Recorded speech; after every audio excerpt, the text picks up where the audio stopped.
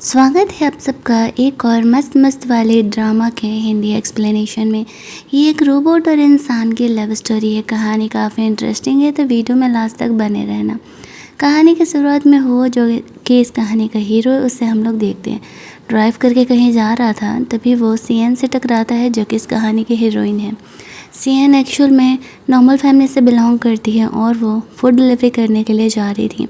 आज वो काफ़ी खुश थी क्योंकि उसकी मॉर्निंग काफ़ी अच्छी हुई थी, लेकिन जैसे ही वो रोड क्रॉस कर रही होती है, उसकी बाइक हुओ की कार से टकरा जाती है। थोड़ी थोड़ी गलती दोनों की ही है। दोनों ड्राइव करते हुए ध्यान नहीं दे रहे थे। जैसे ही एक्सीडेंट होता है, हुओ जल्दी से देखने के लिए कार से निकलता है किसका एक्सीडेंट हुआ है।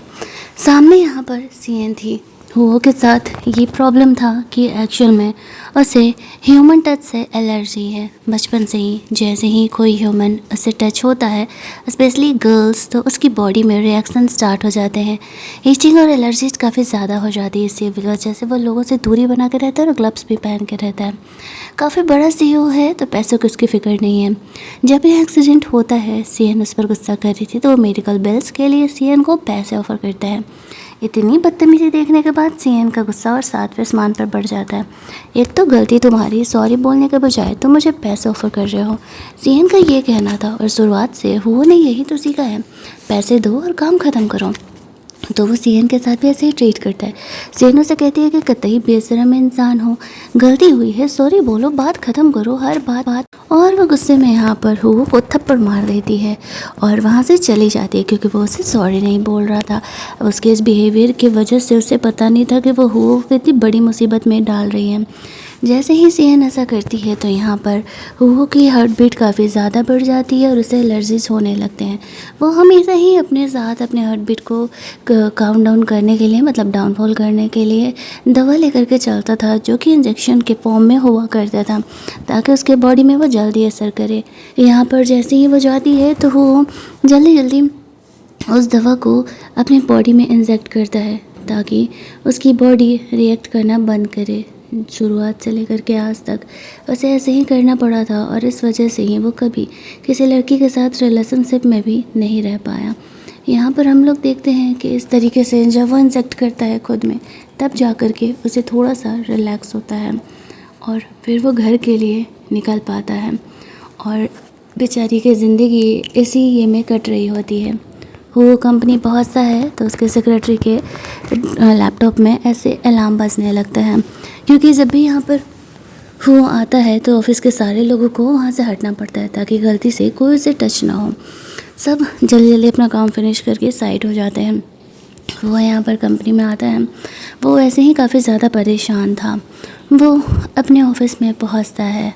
उसे पता नहीं था आज से उसकी किस्मत कुछ अलग तरीके से बदलने वाली है। हुओ की जो ये प्रॉब्लम थी, एक्चुअल में मेंटल प्रॉब्लम थी, ना कि उसकी कोई फिज़िकल प्रॉब्लम थी। लेकिन कोई भी डॉक्टर उसे इस प्रॉब्लम से छुटकारा नहीं दिला पाया। यहाँ पर जैसे ही वो ऑफिस में पहुँचता है, तभी उसे एक गर्ल का आवाज़ सुनाई देता है। वो कहती है, बॉस ये रहा आपके लिए कॉफ़ी। वो उस पर गुस्सा करते हुए कहता है, तुम्हें पता नहीं है कि मुझे लोगों का मेरे आसपास होना पसंद नहीं है। तुम चली जाओ यहाँ से, वरना मैं तुम्हें जॉब से निकाल दूँगा।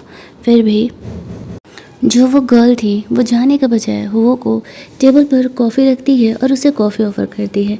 इस बात से हुओ काफ़ी गुस्सा हो जाता है कि मना करने के बावजूद भी वो जा नहीं रही है, और उसे कहता है कि मैं तुम्हें फायर करता हूँ, दूर हटो मेरे ऑफिस से। ऐसे बोल करके जब वो पीछे मुड़ता है, तो ये देख करके शॉक्ड हो जाता है कि ये गर्ल कोई नॉर्मल गर्ल नहीं लग रही है, भले ही उसका फेस उस फूड डिलीवरी गर्ल से मिल रहा था। इसका नाम है जियाओ। ये एक ह्यूमनॉइड रोबोट है। वो खुद को इंट्रोड्यूस कराती है कि बॉस मैं ह्यूमनॉइड रोबोट हूँ, डॉक्टर यान की तरफ से बनाई गई हूँ। मैं अभी टेस्टिंग फेज में हूँ और उन्होंने मुझे टेस्ट करने के लिए यहाँ भेजा है। वो को भरोसा नहीं होता है, तो वो खुद को उसके सामने अनड्रेस करके दिखाती है, और उसकी बॉडी अंदर से ऐसे मेटालिक जैसी थी। हुओ को जब भी वो देखता है, तब जा कर के उसे थोड़ा सा ट्रस्ट होता है कि हाँ ये एक्चुअल में एक रोबोट है, ना कि कोई इंसान। तब वो यहाँ पर रिलैक्स होता है, क्योंकि अगर ये एक्चुअल में एक रोबोट है, इट मीन्स कि वो उसके साथ रह सकता है और उसके बॉडी में एलर्जीज भी नहीं होगा। और सबसे बड़ी बात कि एक लड़की है, इस वजह से ये धीरे धीरे नॉर्मल लड़कियों के लिए भी थोड़ा नॉर्मल हो सकता है। यही सारी बातें सोच कर के वो खुश हो रहा था। वो एक्चुअल में कुछ ऐसे रोबोट्स बनाने वाले रिसर्च टीम में इन्वेस्टमेंट किया था। वो उसे टच करके बिलीव करता है, वो बिल्कुल एक ह्यूमन की तरह लग रही होती है, लेकिन उसकी जो स्किन थी वो बिल्कुल मेटल की तरह हार्ड थी। आपको ये ड्रामा किस कोरियन ड्रामा की तरह लग रहा है, अपने जवाब को कमेंट में ज़रूर बताना। मैं सबके कमेंट्स पर रिएक्ट करने का कोशिश करूँगी। वो इस तरीके से उसे टच करता है और फ़िलहाल जो ये गर्ल थी वो ह्यूमनॉइड काफ़ी एडवांस रोबोट थी और इसे पूरे तरीके से बनने में काफ़ी वक्त लगने वाला था। टच करने के बाद वो अपना हार्ट रेट चेक करता है तो वो बिल्कुल नॉर्मल था। वो खुश हो जाता है कि जियाओ के टच से उसे कोई भी एलर्जी नहीं हुई। वो जियाओ से बातें करने लगता है। जियाओ रोबोट के फॉर्म में उसे जवाब दे रही होती है। हुआ यहाँ पर जियाओ को अपने साथ रखने के बारे में सोच ही रहा होता है, तभी वहाँ पर उसका क्रिएटर यानी कि डॉक्टर यान यहाँ पर आ जाता है। वो यहाँ पर हो को बताता है कि एक्चुअल में मैंने ये टेस्टिंग फेज़ में ये रोबोट बनवाया हुआ है। ये वैसे तो बहुत ही एडवांस है, बहुत ही अच्छा है, बिल्कुल ह्यूमन की तरह दिखता है और कोई इसे डिफ्रेंशिएट जल्दी नहीं कर सकता है कि ये ह्यूमन है या रोबोट। लेकिन प्रॉब्लम ये है कि ये पूरी तरीके से रेडी नहीं है और जब तक ये पूरी तरीके से रेडी नहीं हो जाता आप इससे सारे काम नहीं करवा सकते हो। इस बात पर यान उसे पूछता है, तो तुम मुझे बताओ कि इसे पूरी तरीके से रेडी होने में कितना वक्त लगेगा और तुम्हें कम से कम इसके लिए कितने पैसे चाहिए। डॉक्टर यान उसे बताता है कि कम से कम मुझे इसे बनाने में 10 मिलियन लगने वाले हैं, तो ही इसका जो सिस्टम है वो पूरी तरीके से एडवांस हो पाएगा और वो पूरी तरीके से तैयार हो पाएगा। लेकिन यहाँ पर वो एक्चुअल में जियाओ में कुछ ज़्यादा ही इंटरेस्टेड था, इसी वजह से वो उसे कहता है कि ठीक है तुम इसके सिस्टम को अपडेट करो, मैं इन्वेस्टमेंट करने के लिए तैयार हूँ, लेकिन ये दिन भर रोबोट मेरे साथ मेरे घर पर रहेगी। ये इसकी जितनी भी ह्यूमन के साथ टेस्टिंग होने वाली है वो मेरे साथ ही होगी और रात में तुम इसे चार्ज करने के लिए या इसके सिस्टम को अपडेट करने के लिए इसे अपने पास लेकर के जा सकते हो। इस चीज़ से यान को कोई प्रॉब्लम नहीं था, क्योंकि उसे अपने इन्वेस्टमेंट के लिए, अपने नए रिसर्च के लिए जितने भी पैसे चाहिए थे वो देने के लिए तैयार था। और अगर ये रोबोट सच में सक्सेसफुली बन गई तो फिर ये करोड़ों पैसे छापने वाले थे। इस बात से खुश होकर के यान जियाओ को अपने लेबोरेटरी में लेकर के जाता है, जहाँ पर कि उसके साथ का एक और रिसर्चर, उसकी बहन सी यान और उसके मॉम चारों बैठ कर के पार्टी एंजॉय कर रहे होते हैं। यान अपनी मॉम को बताता है कि वो जो कि उनकी कंपनी का बॉस है वो यहाँ पर जियाओ पर पैसे लगाने के लिए तैयार है। इसके घर में उसकी मॉम सियान को बिल्कुल भी पसंद नहीं करती थी। बेटी और बेटे में वो हमेशा ही फ़र्क करते रहती थी। वो कहती है कि तुमने इसे मेरा फेस क्यों दिया। यान कहता है कि बस तुम्हारा फेस मुझे इस रोबोट के हिसाब से काफ़ी सही लग रहा था, इसी वजह से मैंने फ़िलहाल इसे अपना फेस दिया है। खाना खाते खाते भीगे हाथ से जो यान की मोम थी वो गलती से जाकर के उस रोबोट को टच कर देती है और ये रोबोट पूरी तरीके से तैयार नहीं था, इसी वजह से उसकी बॉडी में अंदर शॉर्ट सर्किट हो जाता है, जिस वजह से बहुत बड़े ही पंगे हो जाते हैं यहाँ पर यान के साथ, क्योंकि उसने हुओ को प्रॉमिस किया है कि वो कल रोबोट डिलीवर करने वाला है और ये रोबोट का शॉर्ट सर्किट जब बना है तो उसके पार्ट्स आने में, उसे अपग्रेड करने में मिनिमम 1 महीना लगने वाला है। यहाँ पर उसकी मॉम की हरकत पर यान को बहुत गुस्सा आ रहा था। एक छोटी सी गलती उसके लिए इतना बड़ा प्रॉब्लम कर दिया था। लेकिन तभी वो सियान को देखता है और उसके दिमाग में एक आइडिया आता है। सियान और जिया दोनों बिल्कुल एक तरीके से दिखते हैं और यहाँ पर अगर सियान 1 महीने के लिए रोबोट बन के हुओ के साथ रहने के लिए चली जाए तो फिर उन्हें वो पैसे देने नहीं पड़ेंगे। वो लोग ज़बरदस्ती सियान को रोबोट की तरह ड्रेस पहनाते हैं और फिर उसका भाई सियान को लालच देता है कि अगर 1 महीने तक वो यहाँ पर रोबोट बन करके हुओ के साथ रहने के लिए तैयार है और उसे पता न चले तो वो बदले में 1 महीने के बाद उसे 1 मिलियन का प्राइज़ गिफ्ट देने के लिए रेडी है। इतना सारा सियान को मिल रहा था पैसा, तो वो इस चीज़ के लिए रेडी हो जाती है। वो के बारे में सीएन को यान बहुत कुछ बताता है, उसके प्रॉब्लम के बारे में भी बताता है एंड सबसे इम्पोर्टेंट वो सीएन को एक डिवाइस देता है जिससे कि उसे अपनी बॉडी पर लगाए रखना होगा। उन दोनों के साथ क्या हो रहा है वो सारी चीज़ें यान देख सकेगा और साथ ही में उसने उसे कुछ ऐसे डिवाइसेस दिए थे जिससे कि वो रोबोट्स की तरह बिहेव कर सकती थी और वो उनकी तरह रिएक्ट भी कर सकती थी। वो कहता है बस किसी हालत में एक बात ध्यान रखना, वो को पता नहीं चलना चाहिए कि तुम एक रोबोट नहीं हो, वरना हम सब जेल जाने वाले हैं। सियान उस चीज़ के लिए रेडी हो जाती है और वह यान को कहती है डोंट वरी, हुओ को किसी हालत में नहीं पता चलेगा कि एक्चुअल में वो एक रोबोट नहीं है। बट उसे पता नहीं था जिस हुओ के बारे में बात हो रहा है वो कोई और नहीं, वही बंदा है जिससे कि वो आज सुबह ही टकराई थी। इस बात से अनजान वो रोबोट्स की तरह रिएक्ट करना, उनकी तरह चलना और मूवमेंट करना सीख रही होती है। उसका भाई उसे रोबोट्स के साथ कुछ घंटे छोड़ता है ताकि वो उनकी तरह काफ़ी कुछ चीज़ें सीख सकें और उसे कहता है बहन अब मेरी इज़्ज़त तेरे हाथ में है, बस डूबने मत देना, जो भी हो जाए एक बात का ध्यान रखना, हो के सामने कभी भी इंसान वाली हरकतें मत करना। आफ्टर दैट वो लोग सियान को पैक करते हैं और हुओ के घर डिलीवर करते हैं। उसका जो दूसरा असिस्टेंट था वो सियान को रोबोट बना करके घर पर डिलीवर करने के लिए आया हुआ था। हुआ यहाँ पर आता है, वो सियान को देख करके खुश था, इनफैक्ट सेटिस्फाइड था। उसने पहले ही ये चेक तो कर लिया था कि जियाओ एक रोबोट है, तो वो सियान को जियाओ ही समझ रहा होता है। सियान यहाँ पर अपनी आंखें बंद करके ऑफ मोड में थी। उस रिसर्चर के जाने के बाद जैसे ही यहाँ पर वो सामने आता है और वो अपनी आंखें खोलती है तो वो ज़ोर से उसे वायरस करके चिल्ला देती है, क्योंकि उसने उसका नाम वायरस रख दिया था वहाँ टकराने के बाद। दूर से यान और उसका कलीग ये वीडियो देख रहा होता है और जब सियान ऐसा करती है, उसे पॉवेट और वायरस करके चिल्लाती है तो वो शॉक्ड हो जाता है। वो लोग तो अपना सर पकड़ लेते हैं कि ये लड़की को हो क्या गया है, उसने ऐसा रिएक्ट किया। और यहाँ पर वो को कहीं डाउट ना हो जाए कि वह एक रोबोट नहीं है, वो तुरंत ही यान को कॉल करता है और बोलता है कि ये रोबोट ऐसे क्यों बिहेव कर रहा है। सियान तब तक खुद को अपना गुस्सा कंट्रोल कर ली थी, अपने शौक वाले इमोशन को कंट्रोल कर ली थी ताकि वो पता ना चले और वो रोबोट की तरह वापस से बिहेव करने लगती है। उसका भाई हुओ को बताता है कि एक्चुअल में ये हमारे साथ काम करते करते कुछ गलत वर्ड्स सीख गई होगी और अगर आप इसे रीसेट कर देते हो तो फिर ये वापस से नॉर्मल फॉर्म में आ जाएंगी। ये कॉमन है, ये छोटे छोटे प्रॉब्लम्स यही तो अपग्रेड करने हैं और ये दोबारा आपको ऐसा वैसा कुछ भी नहीं बोलने वाली है। ऐसा कह के हुओ फ़ोन रख देता है और यहाँ पर अब उसके लिए नया मुसीबत ये था कि उसे पता नहीं है कि सियान के बॉडी में वो रीसेट बटन किधर है, ना ही उसने यान से पूछा था। अब वो उस रीसेट बटन को ढूंढे कैसे, उसे ढूंढने के लिए वो सियान के पास जा रहा होता है और ये देख करके सियान सोच रही होती है कि अब वो इस मुसीबत से भला कैसे निकले। उसने ये स्ट्रॉन्ग रिएक्शन दे तो दिया बट अब वो करे तो क्या करे। वो उसके आसपास वो बटन को ढूंढ रहा था, उसे लगा कि शायद या तो गले के पीछे या फिर कमर पर वो बटन होगा।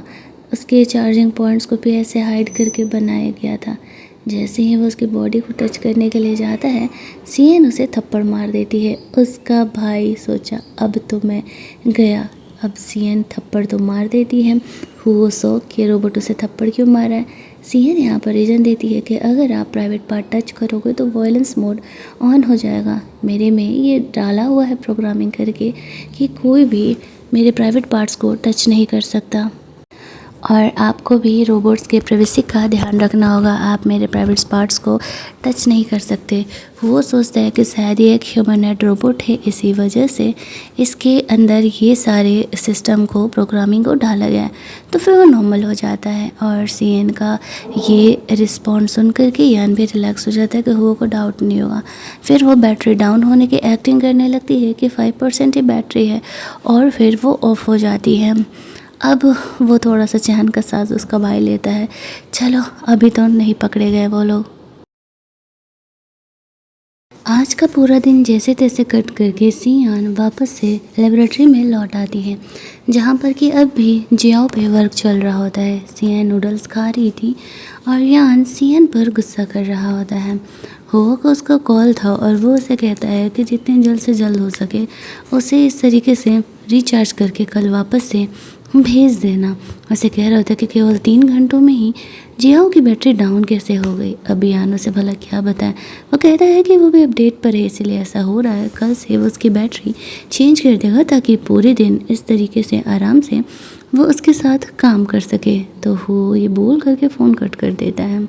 यान सोच रहा होता है कि ये सीएन है तो उसके लिए मुसीबत ही खड़ा कर दिया है। सीएन यान को समझाती है कि देख भाई, कितना भी है तो मैं एक इंसान ही हूँ और इंसान से गलती हो जाया करती है। यान उसे समझाता है कि अगर तुमने गलती की तो हमारा ये रिसर्च लैब फ्रॉड करने के चक्कर में बंद हो जाएगा। सीएन खाने में बिजी थी क्योंकि उसे भूख लगा था और वह दिन भर से कुछ खाई नहीं थी। यान उसे समझा रहा था और सीएन उसे ध्यान नहीं दे रही थी, तो वो उसका नूडल्स छीन करके खाने लगता और कहता है कि मैं तुमसे कुछ कह रहा हूँ, एटलीस्ट सुनो तो सही कि मैं क्या बोल रहा हूँ। उसका रिसर्चर भी सीएन को समझा रहा होता है कि उसे एज ए रोबोट किस तरीके से हुओ के सामने रिएक्ट करना है। और यहाँ पर यान सीएन से लेकर के नूडल्स खाने लगता है तो उससे इसका टेस्ट काफ़ी बदला बदला सा लगता है। उसका रिसर्चर बोलता है कि लगता है कि मुझे ये नूडल्स एक्सपायर्ड है। अब इनके पास इतने भी पैसे नहीं थे कि कुछ ढंग का फूड ये लोग यहाँ पर अफोर्ड कर सकें। आगे जियाओ के कुछ और सीक्रेट्स और कुछ स्पेशलिटी उसे जियान को बताया जाता है, जहाँ पर कि उसे जियाओ की तरह रिएक्ट करने में उसे मदद मिल सके। और फिर सियन को चार्ज करने के बहाने वो लोग काम पर लगा देते हैं। अगले दिन सियन पहुंचती है घर, जहाँ पर कि वो उसे ऐसे मेड की तरह ड्रेस पहनने के लिए देता है क्योंकि वो एक तरह से घर का मेड ही है और वो उसे घर के काम करने के लिए बोलता है। वो सियन को समझाता है कि वो मेरे साथ रहेगी तो उसे समझ पाएगी और फिर उसे काम बताने के लिए लेके जा रहा था, लेकिन तभी सियन के पेट में अचानक से दर्द होने लगता है और उसे वॉशरूम फील होने लगता है। उसे याद आता है कि कल उसने एक्सपायर हुआ नूडल्स खा लिया था, इसी वजह से उसका पेट दर्द कर रहा है। वो को जैसे तैसे फॉलो करते हुए जा रही होती है और वो उसे बता रहा था कि घर में क्या क्या काम उसे करना होगा। दिखा रहा था किचन किधर है, वॉशरूम किधर है, उसका रूम किधर है। तभी अचानक से वो को ऐसा लगता है कि सीएन ने फॉट किया और उसे कुछ अजीब सी स्मेल आता है। वो उसे कहता है तो सीएन उसे कहती है ऐसा कैसे हो सकता है, मैं तो एक रोबोट हूँ, ये ज़रूर तुमने किया होगा। वो सोच रहा होता है मैंने किया, मुझे ये याद क्यों नहीं है। लेकिन वो सीएन पर भी डाउट नहीं कर सकता था क्योंकि वो तो रोबोट है और इस घर में केवल वही दोनों लोग हैं। सीएन यहाँ पर वो को कहती है आई थिंक कि आपको अपने अंडरवेयर जा कर के चेंज करने चाहिए, मैं तब तक घर के कोई और काम कर लेती हूँ। वो यहाँ पर सीएन के सामने कुछ ज़्यादा ही एम्बेरस हो रहा था, लेकिन फिर वो सोचता है कि वो तो एक रोबोट है, उसे उसके सामने अपनी इमेज बनाने की ज़रूरत भी नहीं है और वो जल्दी जल्दी अपने कमरे में चले जाता है चेंज करने के लिए। दूसरी तरफ सीएन के पेट में काफ़ी तेज़ दर्द हो रहा था, उसे वॉशरूम जाना था और बस घर में वॉशरूम ढूंढ रही होती है। जैसे तैसे ढूंढने के बाद उसे वॉशरूम मिलता है और वो जा कर के फ्रेशन अप होने लगती है, लेकिन तभी वहाँ पर वो सीएन को ढूंढते हुए आने लगता है। वॉशरूम का डोर अंदर से लॉक था तो वो नॉक करते हुए कहता है कि क्या वो अंदर है, वो अंदर क्या कर रही है। अब सीएन को जल्द से जल्द कुछ ना कुछ तो करना होगा, नहीं तो वो अगर यहाँ पर आएगा तो उसे पता चल जाएगा कि वो वॉशरूम यूज़ कर रही थी। इट मीन्स कि वो एक ह्यूमन है, ना कि रोबोट है। सीएन के दिमाग में कोई आइडिया नहीं आ रहा था वो करे तो क्या करे। वो गेट खोल करके अंदर आता है तो वो वॉशरूम क्लीन करने की एक्टिंग करने लगती है, वो भी कुछ इस तरीके से। अब यहाँ पर वो ये देख करके पूछने लगता है कि वो ये क्या कर रही है, तो सीएन उसे बताती है कि वो वॉशरूम क्लीन कर रही है। ऑटोमेटिक क्लीनिंग का उसमें सिस्टम है और जहाँ भी गंदगी दिखती है तो वो क्लीन करने लगती है। वो को ये थोड़ा अजीब तो लगता है, लेकिन फिर भी वो सोचता है कि कोई बात नहीं, वो एक रोबोट है और क्लीनिंग की प्रोग्रामिंग उसमें डाली गई है तो वो किसी भी चीज़ को क्लीन ही करेगी। वो इस चीज़ को काफ़ी नॉर्मल ले लेता है और सीएन तब जाके थोड़ा सा नॉर्मल होती है कि एटलीस्ट वो को डाउट नहीं हुआ। वो दोनों वहाँ से बाहर निकलते हैं। वो सीएन को आगे का काम बता रहा था, तभी घर के गेट पर कोई आता है। सीएन देखने के लिए जाती है कौन है, तो सामने लिली होती है। लिली हो की बचपन की फ्रेंड थी, वो उससे मिलने के लिए आई थी। वो यहाँ पर सीएन को देखती है तो वो शॉक्ड जाती है, उसे कहती है कि वो कौन है और खींच के थप्पड़ भी मार देती है। उसे ऐसा लगता है कि वो कोई नॉर्मल लड़की है जो कि हुओ को बचाने के लिए आई हुई है। अब सीएन सोच रही थी, इनका क्या क्या ड्रामा है यार, क्या क्या झेलना पड़ेगा मुझे। क्या वो एक काफ़ी नहीं थी कि काफ़ी नहीं था कि ऊपर से ये भी आ गई। वहाँ पर वो रोबोटिक लैंग्वेज में लिली को ऐसे थप्पड़ मारते हुए कहती है कि मैं अपना प्रोटेक्शन कर रही हूँ और मैं कि ह्यूमन नहीं हूँ, मैं एक रोबोट हूँ। वो यहाँ पर आता है तो वो लिली को देख करके गुस्सा ही कर रहा था, वो उसका घर आना पसंद नहीं करता था। हालांकि थप्पड़ खाने के बाद भी वो यहाँ पर सीएन को कुछ नहीं कहता है। वो लोग घर के अंदर जाते हैं। लिली वो से कंप्लेन कर रही थी कि लड़की कौन है जो कि तुम्हारे घर पर है, मैं तुम्हारी फ्रेंड हूँ, तुम्हें बचपन से जानती हूँ, तुम्हें मेरा तुम्हारे घर आना पसंद नहीं है, मुझे हमेशा ही यहाँ से जाने के लिए कहते हो और तुम इस लड़की को अपने घर पर रखी हुई हो और ये मेड के कपड़ों में क्या कर रही है। वो यहाँ पर लिली को बताता है कि ये क्यों ह्यूमन नहीं है, ये एक रोबोट है और ये काफ़ी ज़्यादा एडवांस रोबोट है, इसी वजह से ये ह्यूमन की तरह दिख रहा है। मैंने इसे घर के कामों में हेल्प के लिए रखा हुआ है। लेकिन यहाँ पे लिली को भरोसा ही नहीं होता है कि कोई रोबोट बिल्कुल ह्यूमन की तरह दिख सकता है और वह इतना खूबसूरत भी हो सकता है। वो को कहती है कि नहीं, तुम झूठ बोल रहे हो, ये इतना रियलिस्टिक तो कोई रोबोट हो ही नहीं सकता है। वो उसे कहता है मानना है मानो, नहीं मानना है मत मानो। लिली कहती है मैं तुम्हें इतने सालों से प्यार करती हूँ, बचपन में मैंने तुम्हारा हेल्प किया था, तुम्हारी जान बचाई थी, फिर भी तुम मेरी इन बातों को भूल गए हो और तुम मुझसे शादी करने के लिए कभी हाँ ही नहीं कहते। फ्लैशबैक में वो याद करते कि क्लास टाइम में जब कुछ लोग बुली कर रहे थे तब लिली ने उसकी जान बचाई थी, लेकिन ये मेमोरी उसके लिए धुंधला धुंधला सा है। क्या वो उस मेमोरी में वो कल लिली ही है या कोई और, ये बातें हुओं को याद नहीं था। सीएन एक रोबोट है या नहीं, वो ये चेक करने के लिए एक नाइफ उठा लेती है और कहती है कि मैं उसका हैंड कट करके देखती हूँ। लेकिन जैसे ही वो यहाँ पर सीएन प्रोटेक्ट करने के लिए जाती है तो वो बीच में आ जाता है और नाइफ उसके हाथ पर लग जाता है, उसका हैंड ऐसे कट हो जाता है और ब्लीडिंग स्टार्ट हो जाती है। ये देख करके लिली बहुत ही ज़्यादा घबरा जाती है। उसने गलती से हुओ को टच कर दिया और जैसे ही वो उसे टच करती है ना तो यहाँ पर हुओ के बॉडी में एलर्जीज होना स्टार्ट हो जाते हैं। एलर्जी के बारे में लिली को नहीं पता था और शायद उसकी मॉम को भी इस बारे में नहीं पता था।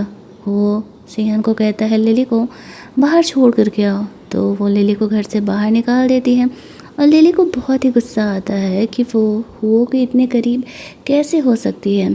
इधर जब सीएन घर में अंदर आती है तो देखती है कि वो बहुत ही बेचैन है। लिली की टच से उसके बॉडी में वो एलर्जी बढ़ने लगा था। सीएन को वो इंजेक्शन देख करके याद आता है कि हुआ ने उसे कहा था कि अगर किसी दिन मेरी जान खतरे में होगी और तुम्हें ये फील हो तो तुम्हें ये इंजेक्शन मेरी बॉडी में इंजेक्ट करना होगा। तुम्हें ये नहीं सोचना होगा कि ये बॉडी में इंजेक्ट करने से मुझे दर्द होगा। ये बात यहाँ पर सीएन को याद आता है तो वो समझ जाती है कि इसी दवा के बारे में बात कर रहा था। तो फिर यहाँ पर उसने वैसे तो कभी किसी को ये इंजेक्शन इंजेक्ट किया नहीं था, बट उसकी जान बचाने के लिए वो उसकी बॉडी में वो इंजेक्शन इंजेक्ट कर देती है। करीब 1 घंटे बाद वो की नींद खुलती है। जब वो खुद को सही सलामत देखता है और अपने सामने सीएन को देखता है तो वो खुश हो जाता है और कहने लगता है कि तुम मेरी सेवियर हो। अरे नहीं नहीं, तुम तो मेरी लाइफ सेवियर हो। अगर तुमने ये दवा मुझे इंजेक्ट नहीं किया होता तो शायद मैं बचता नहीं। सीएन उसे कहती है कि लेकिन मुझे इंजेक्ट करना नहीं आता था और ना ही इंजेक्शन निकालना, तो तुम अपनी बॉडी से वो इंजेक्शन खुद ही निकाल लेना। वो बोलता है कोई बात नहीं, ठीक है मैं देख लेता हूँ। उसे तो लगा था कि उसने बस एक ही इंजेक्शन ऐसे बॉडी में लगाया होगा जो कि उसके लेफ्ट हैंड पर है। वो उसे निकालने का कोशिश करता है, तभी वहाँ पर उसका नज़र दूसरे हाथ पर भी जाता है इंजेक्शन के। वो फिर भी नॉर्मल था, लेकिन सीएन उसे कहती आई थिंक तुम्हें अपनी पूरी बॉडी में सर्च करना चाहिए। वो जब ये देखता है तो वो शॉक्ड हो जाता है। सीएन ने उसके पैर में भी 2-4 इंजेक्शन ऐसे लगाए हुए थे। अब यहाँ पर वो शॉक्ड हो जाता है, लेकिन एटलीस्ट सीएन उसकी जान बचा दी। अगले दिन वापस से लिली उसे माफ़ी मांगने के लिए आती है और कहती है कि शायद मुझे ऐसे सीएन पर अटैक नहीं करना चाहिए, लेकिन मुझे भरोसा नहीं है कि एक्चुअल में वो ह्यूमन है और मुझे देखना है, मतलब रोबोट है, मुझे देखना है उसे। तो वो उसे लेबोरेटरी लेके जाने के लिए रेडी हो जाता है। इधर सीएन आज जो कुछ भी हुआ वो अपने भाई को बता रही होती है। लेकिन उसकी मॉम को सीएन की जान की फ़िक्र नहीं थी कि लिली ने उस पर अटैक किया था, बल्कि वो ये कह रही होती है कि ध्यान रखना, तुम्हारी जान ज़रूरी नहीं है, लेकिन तुम्हारे भाई की कंपनी और इन्वेस्टमेंट ज़रूरी है। सीएन को इस बातों से बहुत ही गुस्सा आता है। उसे समझ नहीं आता उसकी मॉम मुझसे प्यार क्यों नहीं करती है। और यान सोच रहा होता है कि day by day difficulty level बढ़ते जा रहा है। वो तक तो ठीक था, लेकिन लिली क्या कर रही है। तभी वहाँ पर सीएन जब जा रही होती तो दौड़ते दौड़ते वो वापस लौटती है और बताती है कि वो और लिली दोनों ही इस लेबोरेटरी की तरफ आ रहे हैं। अब वो लोगों को लिली को जल्दी से जल्दी छुपाना था। लिली के पास ये ड्रेस चेंज करने का भी टाइम नहीं था। वो हुओ की तरफ से दिए गए मेड के ड्रेस में ही थी। अब जल्दी जल्दी यान की मॉम भी वहाँ से जाती है और यहाँ पर लिली को छुपाया जाता है। लेकिन तब तक यहाँ पर हुओ लिली को लेकर के आ जाता है। बहाने से यान पूछता है, अरे बॉस, आप यहाँ क्या कर रहे हो। वो कहता है, मैंने इसमें इन्वेस्टमेंट लगाया है, क्या ये नॉर्मल नहीं है मेरा यहाँ आकर के चेक करना कि क्या मेरी रोबोट जियाओ सही से चार्ज हो रही है या अपग्रेड हो रही है या नहीं। उसकी बात सुन करके फिर कोई कुछ नहीं बोल पाता है। जियाओ को चार्ज होते देख लिली आगे बढ़ के उसे टच करती है तो उसे उसकी वो मेटेलिक बॉडी फील होती है। तब उसे पता चलता है कि वो चार्ज भी ले रही है। इट मीन्स कि वो एक रोबोट है। लेकिन लिली यहाँ पर यान को कहती है कि ये जब एक ह्यूमन रोबोट है बस, तो क्या उसे इतना प्रिटी फेस देना ज़रूरी है। इसका फेस चेंज करो। तो वो यहाँ पर बहाना कर देता है कि वो फेस नहीं चेंज कर सकता क्योंकि उसके फेस पर पेटेंट लिया जा चुका है। तभी वहाँ पर उनकी नज़र यहाँ पर सीएन पे पड़ती है। वो पूछने लगता है, ये कौन है, इसका शक्ल दिखाने के लिए। सीएन ने खुद को ऐसे ग्रीस में कवर अप कर लिया था ताकि वो लोग उसे पहचान ना पाए। वो मूर्ति है तो उसका सच में शक्ल पहचाना नहीं जा पाता है। यान बहाना दे देता है कि लेबोरेटरी में छोटा सा ब्लास्ट हुआ था, इसी वजह से उसका फेस ऐसा हो गया। लेकिन हुओ का ध्यान जाता है उसने जियाओ वाले कपड़े क्यों पहने हुए हैं। अब इस बात का किसी के पास जवाब नहीं था। वो खुद ही कहता है, ओह, तो तुम यहाँ पर जियाओ की तरह कॉस्प्ले करा रहे हो, लेकिन तुम जियाओ के कपड़े उसे नहीं दे सकते हो। जियाओ यूनिक है और उसके जैसा कोई नहीं है। तुम उसके जैसे कपड़े किसी और को भी पहनने के लिए कभी नहीं दे सकते हो। ये मेरा लास्ट वार्निंग है और दोबारा ऐसा नहीं होना चाहिए। वो यहाँ पर यान को डांट लगाता है तो वो चुपचाप हाँ में हाँ मिला देता है। लिली को इस बात की फिक्र थी कि रोबोट को इतना खूबसूरत बनाने की क्या ज़रूरत है। उसे डर था कि वो तो वैसे भी उसे भाव नहीं देता है, कहीं उसे उस रोबोट से ही प्यार ना हो जाए, क्योंकि वो रोबोट अब 24 आवर्स उसके साथ रहने वाली है। यहाँ पर लिली कहती है, ठीक है चलो, मैंने मान लिया कि वो एक रोबोट है, लेकिन तुम मुझे अपने साथ क्यों नहीं रखते। तुम्हें तो कोई साथ रहने वाला सिर्फ चाहिए ना, तो वो मैं भी तो हो सकती हूँ। वो मना कर देता है। लेकिन यह लिली सोच रही होती है कि वो उसे आज नहीं तो कल अपना बना के रहेगी। वहाँ से निकल के वो हो के मॉम से मिलने के लिए जाती और कंप्लेन कर रही थी कि हो ने एक गर्ल रोबोट को रखा हुआ मुझे टच करने से ज़्यादा उस रोबोट के साथ रहना पसंद कर रहा है।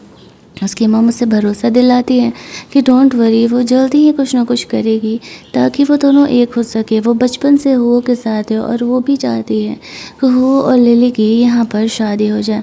इस वजह से सोचते हुए वो लिली को वो लव ड्रग देते हुए कहती है, इसे यहाँ पर बहाने से हुओ को पिला देना, और एक बार जब तुम दोनों दो जिस्म एक जान हो जाओगे तो फिर यहाँ पर हुओ को तुमसे शादी करनी ही पड़ेगी रिस्पॉन्सिबिलिटी लेने के लिए।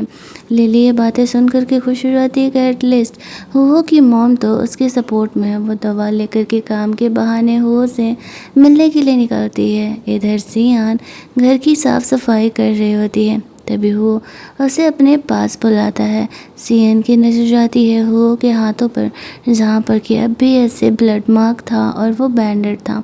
वो यहाँ पर सीएन को कहता है इसे चेंज करने के लिए, लेकिन सीएन को ये काम नहीं करने आता था, तो भला वो यहाँ पर हुओ का ये बैंडेड कैसे कर सकती थी। तो वो बात को टालने के लिए हुओ से पूछती है कि क्या मैं तुम्हारे लिए बहुत ही इम्पोर्टेंट हूँ जो तुम नाइफ़ के बीच में इस तरीके से आ गए और ख़ुद तुम्हारा बॉडी इंजर्ड हो गया। वो कहता है, हाँ ऑब्वियसली तुम मेरे लिए इम्पोर्टेंट हो। सीएन यहाँ पर इन बातों को दूसरी तरफ ले रही होती है। वो उसे कहता है कि यहाँ पर मैंने तुम्हें ख़रीदने के लिए 10 मिलियन का पैसा लगाया हुआ है। इट्स ऑब्वियस कि तुम मेरे लिए इम्पोर्टेंट तो हो। सीएन सोचती है, ओ इम्पोर्टेंट का इसका मतलब ये था। वो ऐसे कहता है, वैसे कल तुमने बहुत ही अच्छा काम किया था मेरा जान बचाने के लिए और मैं तुम्हें रिवॉर्ड नहीं दे पाया। सीएन को लगता है कि शायद वो उसे पैसे के तौर पर रिवॉर्ड देने वाला है, लेकिन वो सीएन को अपने पास बुलाता है और प्यार से उसके फॉरहेड पर किस कर लेता है। जब सीएन उसका ये किस फील करती है तो वो शौक होकर के पीछे हट जाती है और वापस से हो को पॉवर्ट करके पुकारती है। वो उसे कहता है कि पॉवर्ट क्यों कह रही हो। सीएन कहती है, तुमने मेरे फॉरहेड पर किस क्यों किया। तो वो उसे कहता है, क्योंकि ये मेरी तरफ से रिवॉर्ड था। मैं अपने पास की मशीनरी को ऐसे ही ट्रीट करता हूँ। सीएन को भरोसा नहीं होता है और वो गुस्से में वापस से पोछे लगाने के लिए चली जाती है। जहाँ पर कि दूसरे रोबोट से गलती से वो टकरा जाती है तो वो उससे भी आकर के ऐसे किस करने लगता है, क्योंकि उसे इंसानों से ज़्यादा मशीनों से ही प्यार था। जब ये चीज़ सीएन देखती है तो फिर वो सोचती है कि शायद वो ओवरथिंक कर रही है। वो सारे मशीन्स को उसी तरीके से ट्रीट करता है और वो उसे भी एक मशीन की तरह ही ट्रीट कर रहा है। तब जाकर के वो नॉर्मल हो पाती है और वापस से अपने काम में लग जाती है। लेकिन तभी वहाँ पर वापस से ले लिया जाती है। वो उसे कहता है, अब क्या करने के लिए आई हुई हो यहाँ पर। वो तो सीएन को काम करते हुए देख कर के जेलस फील कर रही थी, लेकिन यहाँ पर लिली उसे कहती है कि एक्चुअल में मैं यहाँ पर तुमसे कुछ काम से रिलेटेड बात करने के लिए आई हूँ। वो उसे कहती है कि तुमने जिस रिसर्च टीम में पैसे लगाए हैं मैं उन सब के रिज्यूमे यहाँ पर लेकर के आई हूँ, लेकिन मुझे यहाँ पर वो लड़की का रिज्यूमे नहीं मिला जिससे कि हम कल मिले थे। अब सीएन को लगने लगता है कि कहीं यहाँ पर वो के सामने उनका पोल ना खुल जाए और वो चाहती थी कि वो रिज्यूमे को पढ़ ना पाए। वो हुओ के लिए कॉफ़ी बना रही होती है तो वो जानबूझ करके हुओ को कॉफ़ी देने के बहाने उसके रिज्यूमे पर वो कॉफ़ी गिरा देती है, जिससे कि हुओ बहुत ज़्यादा ही भड़क जाता है और वो सीएन पर गुस्सा करने लगता है कि वो ऐसी गलती कैसे कर सकती है। सीएन यहाँ पर बहाना करती है, सॉरी बॉस, वो एक्चुअल में स्लिप कर गई थी। अब यहाँ पर फ़िलहाल किसी को डाउट नहीं होता है। हुओ ना तो इसे क्लीन करने के लिए लिली को बोल सकता था और सीएन को तो बिल्कुल भी नहीं बोल सकता था, क्योंकि सीएन एक रोबोट है। लिली सीएन की बुराई करते हुए कहते, मैंने कहा था कि ये रोबोट बिल्कुल भी रिलायबल नहीं है, ऐसे नहीं रखने के लिए अपने साथ। हुओ गुस्से में अपने कमरे में चेंज करने के लिए चले जाता है, क्योंकि कॉफ़ी उसके ड्रेस पे भी गिरी थी। और लिली यहाँ पर सीएन को वाटर सर्व करने के लिए बोलती है। सीएन गुस्सा थी लिली से तो वो कहती है कि तुम मेरी मास्टर नहीं हो, मेरा मास्टर हुओ है और जो वो कहेगा वही वो करने वाली है। लिली उसे कह रही थी कि मैं इस घर की होने वाली फ्यूचर बहू हूँ, हुओ की वाइफ हो और तुम्हें मुझे वैसे ही ट्रीट करना होगा जैसे कि तुम हुओ को ट्रीट करती हो। सीएन फिर भी उसकी बातों को नहीं मानती है तो गुस्सा होकर के लिली खुद ही कॉफ़ी निकालने लगती है, लेकिन उस कॉफ़ी में उसने हुओ की मोम का दिया हुआ वो लव ड्रग भी मिला दिया था। और सीएन ये देख लेती है कि लिली हुओ की दवा उसकी कॉफ़ी में कुछ मिला रही है और लिली उसे कहती है, तुम्हें ज़्यादा दिमाग लगाने की ज़रूरत नहीं है, मैं हुओ को हर्ट नहीं करने वाली हूँ। बस इस बात को समझ लो कि हुओ जब यहाँ पर आएगा तो तुम्हें ये कॉफ़ी उससे पिलानी होगी और अगर तुमने ऐसे नहीं किया तो फिर मैं तुम्हें इस जॉब से ही निकलवा दूँगी। इस बात पर सीएन सोचती है, मुझे क्या, ये हुओ की पर्सनल लाइफ है, वो लिली दोनों फ्रेंड है, उसे जो करना है करे। वो हुओ से प्यार तो करती नहीं थी जो वो इस बारे में सोचे। तभी वहाँ पर हुओ आता है, उसे ऑफिस के लिए निकलना था डॉक्यूमेंट्स चेक करने के लिए, तो लिली उसे वो कॉफ़ी पीने के लिए देती है कि मैंने इसे तुम्हारे लिए दूसरी कॉफ़ी बना दी। हुओ को नहीं लगा था कि लिली ऐसी हरकत कर सकती है, तो वो उसमें से थोड़े बहुत कॉफ़ी का वो सिप ले लेता है। फिर सीएन को घर पर ही रहने के लिए बोल करके वो वहाँ से निकल रहा था, क्योंकि उसे ऑफिस में जा कर के वो डॉक्यूमेंट्स को वापस से पढ़ना होगा। और जब वो यहाँ पर जाने का बात करने लगता है तो लिली सोचती है उसका प्लान कैसे पूरा हो पाएगा, तो लिली उसके पीछे पीछे जाने लगती है, उसे रोक करके उसके साथ चलने के लिए बोलने लगती है। इधर जब दोनों घर से जाते हैं तब जाकर के सीएन थोड़ा सा रिलैक्स होती है और वो मस्त सोफे पर बैठने जा रही थी, लेकिन तभी उसकी नज़र उस कॉफ़ी पर पड़ती है। वो सोच रही थी कि उस कॉफ़ी में उसने क्या मिलाया होगा। वो टेस्ट करके देखती है तो वो बिल्कुल स्मेललेस और टेस्टलेस था। उसे समझ नहीं आता है, वो बस एक सिप ले करके बैठ करके अपना फूड खाने लगती है क्योंकि उसे भूख लगा था। हुओ के सामने तो वो रोबोट थी ना, जितने देर भी हुओ के साथ उसे रहना होता था उतना देर वो कुछ भी खा ही नहीं पाती थी। दूसरी तरफ जब वो जल्दी जल्दी अपने ऑफिस के लिए निकल रहा था तो लिली उसके पीछे पीछे जा रही होती, उसे रुकने के लिए कहती है। वो उस पर बहुत ही ज़्यादा गुस्सा आ जाता है और कहते हैं, एक बार जब मैंने कहा कि मैं तुम्हें इंटरेस्टेड नहीं हूँ तो फिर तुम मेरे पीछे क्यों पड़े हो। माना कि बचपन में तुमने मेरी जान बचाई थी, लेकिन हम सिर्फ दोस्त हो सकते हैं। मैं कभी तुमसे शादी नहीं कर सकता। लिली हुओ को रोकते हुए हक कर लेती है और कहती है, एक बार मुझे मौका तो दे के देखो, तुम जो कहोगे मैं करने के लिए तैयार हूँ।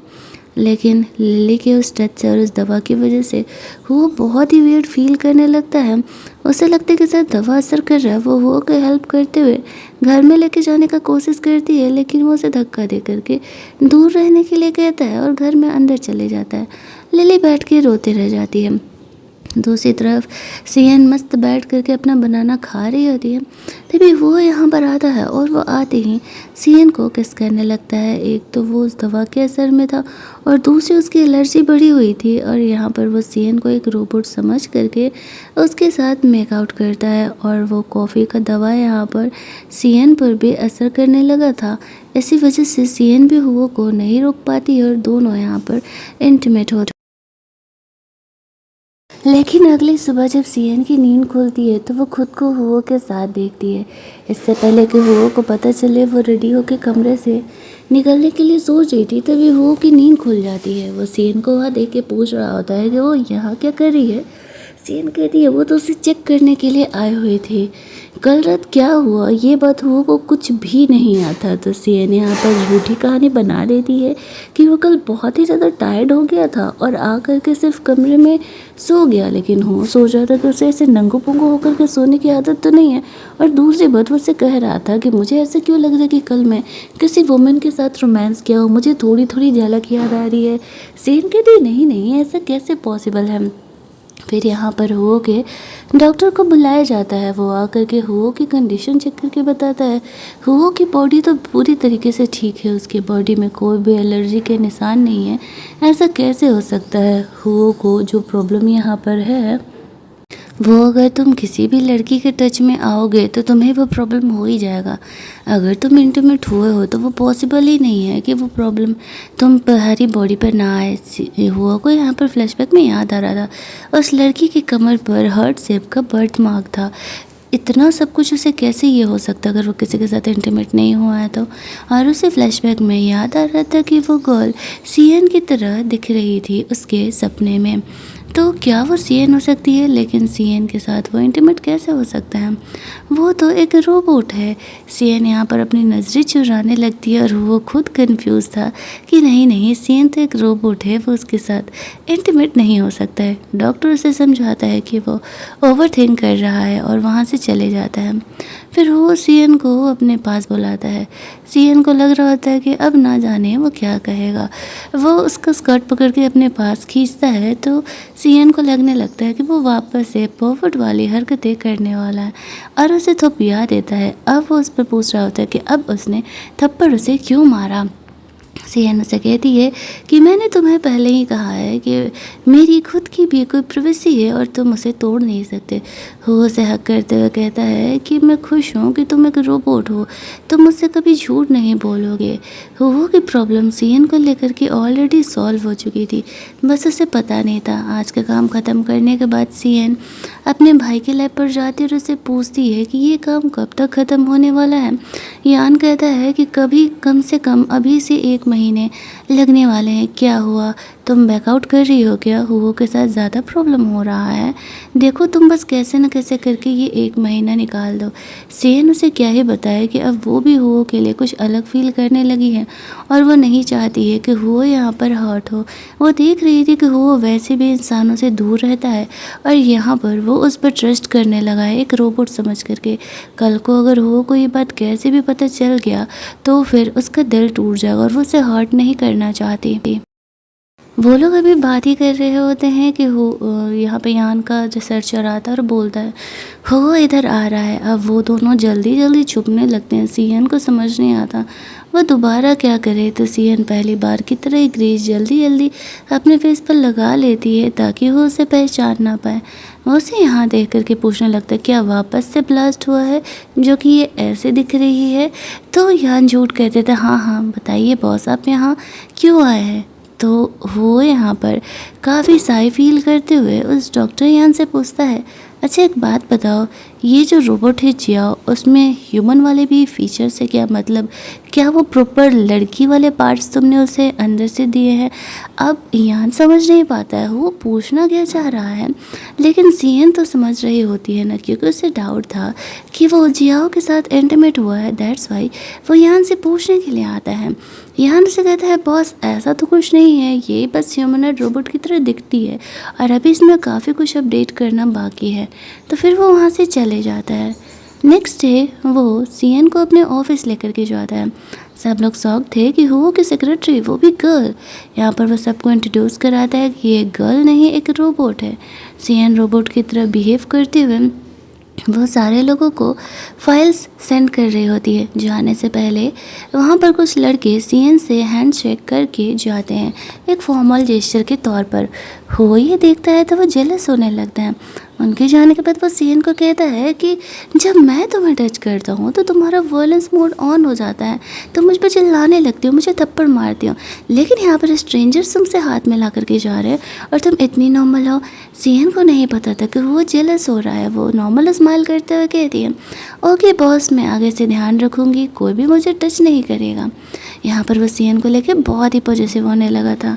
तभी उन्हें पता चलता है कि एक्चुअल में यहाँ पर इस तरीके से उसकी मॉम ने उन्हें मिलने के लिए बुलाया है।